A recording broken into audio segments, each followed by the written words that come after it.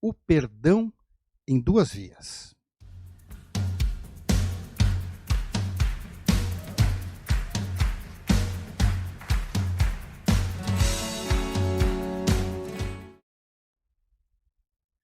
Shalom.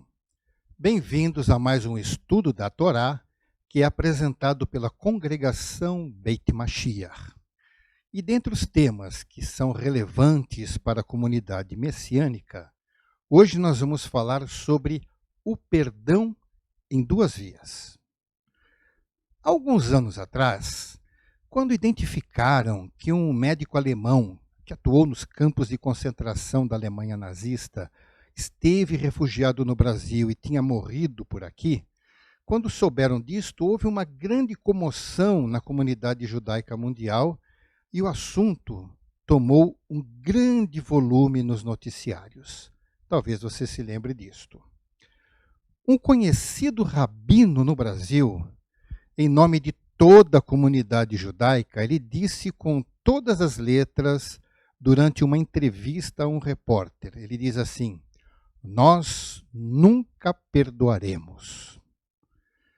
Bem, eu acredito que esta expressão foi aceita como completamente justificável por muitas pessoas, haja vista as grandes atrocidades cometidas pelo referido nazista, que foi responsabilizado por infligir sofrimentos atrozes a um grande número de prisioneiros de um campo de concentração e também foi responsável por muitas mortes.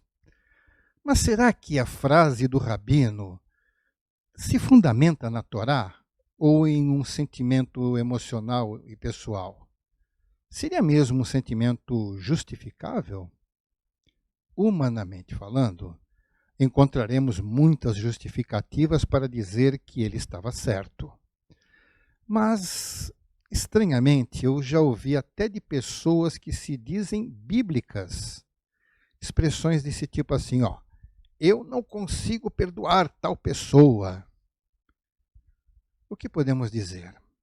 Certamente estas pessoas estão sendo dominadas por suas emoções. E as nossas emoções muitas vezes extrapolam a nossa razão. Bem, entrando no mérito destes sentimentos, vamos buscar na Torá as instruções sobre esse importante assunto que pode afetar todas as pessoas.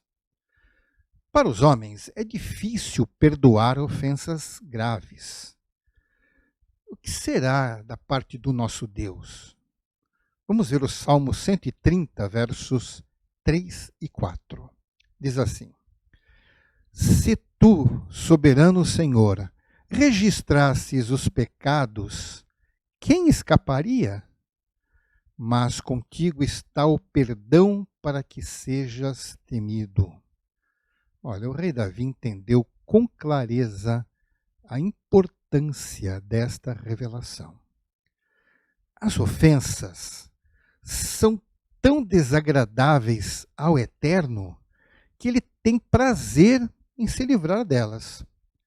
Lá em Isaías 43, verso 25, diz assim: sou eu mesmo, aquele que apaga as suas transgressões por amor de mim, e que não se lembra mais de seus pecados. Bem, o Eterno é o primeiro a dar um exemplo de como lidar com a ofensa. E ainda devemos considerar o grau da ofensa, pois qualquer ofensa ao Criador será de uma gravidade inimaginável e nunca comparável com as que sejam contra nós. Agora, atentem para a frase que o Eterno diz então no texto ali. Ele diz que apaga as transgressões para o seu próprio bem, onde ele diz, por amor de mim. Certamente isso vale para nós também, porque se perdoar faz bem para ele, certamente fará muito bem para nós. Uma das coisas que agradam ao Eterno é perdoar. Vamos ver o que diz o Salmo 86, verso 5. Pois tu, Eterno, és bom e pronto a perdoar, e abundante em benignidade para com todos os que te invocam. Isso é algo que deveria motivar muitas pessoas a buscar o conhecimento do nosso Criador e não fugir da sua presença como muitos fazem. Se o perdão divino é do agrado de Deus e saudável para nós, quando nós fazemos a mesma coisa, então fará bem para nós e para o nosso irmão que pediu perdão por algo que nos afetou. Então, entendeu?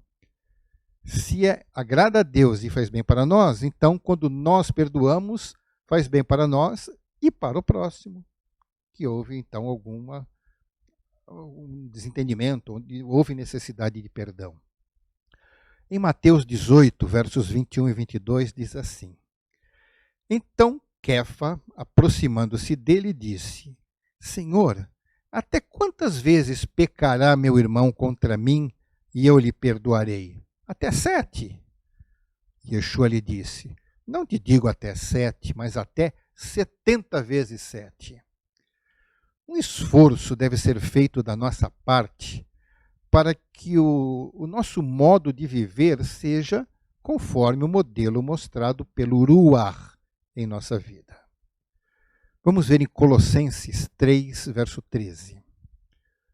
Suportando-vos uns aos outros e perdoando-vos uns aos outros, se alguém tiver queixa contra outro, assim como o Messias vos perdoou, assim fazei vós também. Na verdade, nós não temos opção entre perdoar ou não se somos filhos de Deus. Em Marcos 11, verso 25 e 26, diz assim: E quando estiverdes orando, perdoai. Se tendes alguma coisa contra alguém, para que o vosso Pai que está no céu vos perdoe as vossas ofensas. Mas se vós não perdoardes, também vosso Pai que está nos céus não vos perdoará a vossa ofensa. Então fica claro na Escritura que se houver resistência da nossa parte em perdoar, também não haverá disposição do Eterno em nos conceder o perdão. Podemos também atentar para alguns detalhes sobre o que significa perdoar. Na primeira carta de João, capítulo 1, verso 9, diz assim: Se confessarmos os nossos pecados, Ele é fiel e justo para perdoar os pecados e nos purificar de toda injustiça. O perdão da parte do Eterno não é automático, no sentido de que seremos perdoados sem que façamos alguma coisa. Ou seja, é uma condição que haja arrependimento, que nos mova, então esse arrependimento nos mova a pedir perdão confessando o pecado. Então, arrependimento é importante. Ao mesmo tempo, podemos ter certeza de que o perdão do pecado já está pronto no propósito do coração do Eterno. Já vimos, ele deseja perdoar. Perdoar também significa relevar, ou seja, não levar em conta. Isso se faz unilateralmente. Não depende da outra pessoa, da outra parte, pedir perdão. Isto é o que realmente faz bem para nós mesmos. Porque ficar remoendo algo que nos atingiu só traz sofrimento. Quando alguém comete um crime previsto em lei, poderão haver duas vítimas. Alguém que foi o prejudicado e a lei em si. Mesmo que esse alguém perdoe o agressor, ele ainda deverá prestar contas à lei. No aspecto espiritual, quando uma pessoa peca contra alguém, ela peca contra a pessoa e contra o Eterno. Isso é importante entender. Gênesis 39, verso 9. Ninguém há maior do que eu nesta casa, e nenhuma coisa me vedou senão a ti, porquanto tu és sua mulher. Como, pois, faria eu tamanho mal e pecaria contra Deus?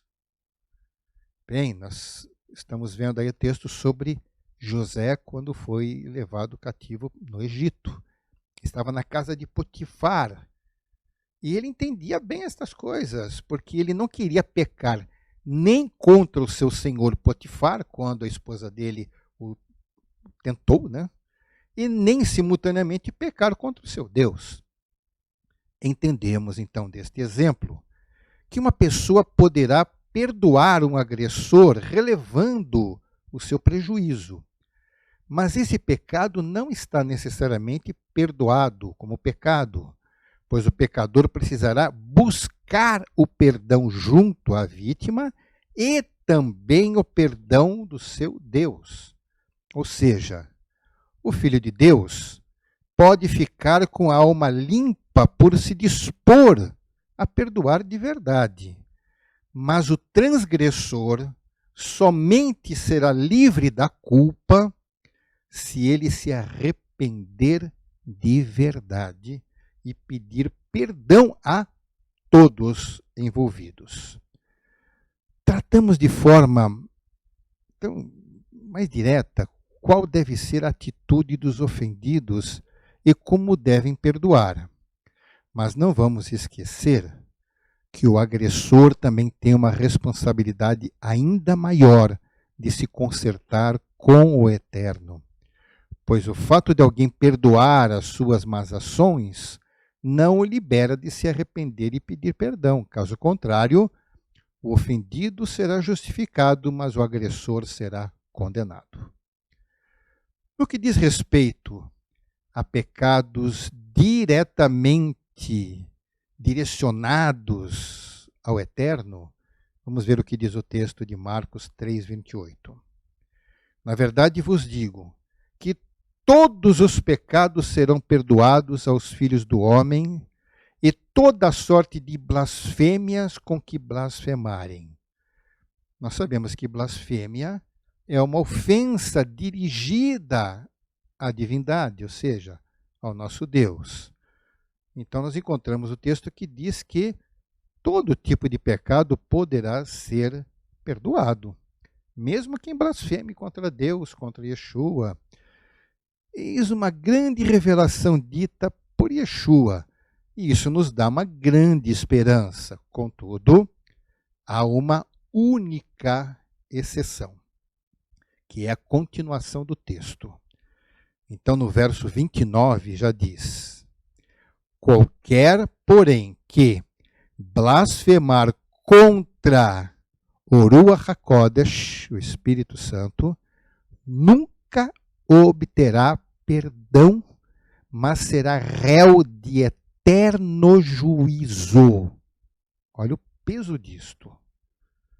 Esse texto deve ser analisado junto com o texto de Hebreus 6, de 4 a 6, que diz assim: porque é impossível que os que já uma vez foram iluminados e provaram o dom celestial e se fizeram participantes do Espírito Santo e provaram a boa palavra de Deus e as virtudes do século futuro e recaíram, sejam outra vez renovados para arrependimento, pois assim, quanto a eles, de novo crucificam o Filho de Deus e o expõem ao vitupério.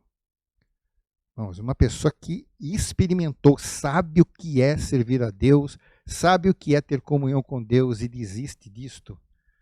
Então, esse texto está deixando bem claro que uma pessoa com expressa compreensão do que está fazendo e escolhe abandonar a salvação que foi recebida, não terá uma segunda oportunidade. Isso ocorre porque o convencimento sobre o pecado e o entendimento sobre a salvação é feito pela atuação do Ruach HaKodesh, do Espírito Santo. E se alguém rejeita o que experimentou com consciência do que está fazendo, está rejeitando a ação do Espírito Santo e afastando-o da sua vida.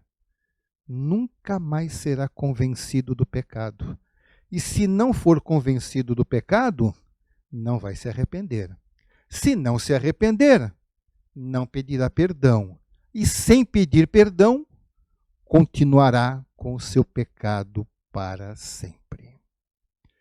O perdão é a experiência mais gratificante que uma pessoa pode ter na sua vida, e não somente gratificante, mas também importante, pois sem ele não haverá esperança de vida eterna. Portanto, fica sempre um constante alerta em nossa vida sobre o perigo de não reconhecermos nossas faltas diante do Eterno. Por isso, exortemo-nos sempre, como diz este texto de Hebreus 3:13. Antes, exortai-vos uns aos outros todos os dias, durante o tempo que se chama hoje, para que nenhum de vós se endureça pelo engano do pecado. Olha, nós temos motivos muitos para nos regozijarmos sempre por termos sido perdoados. Isso irá alimentar a nossa esperança e o desejo pela breve volta do Messias Yeshua. Esse mundo nos tenta muito para pecarmos, nos tenta muito para nos afastarmos do nosso Deus. Mas quem não desiste, ainda que tropece, levanta e segue em frente. Assim, firme-se no Eterno e jamais desista do que você recebeu da parte dele. Nada nesse mundo nos separará do amor do nosso Deus. E assim que o Eterno nos abençoe. Beshem Yeshua HaMashiach. Amém. Ve amém.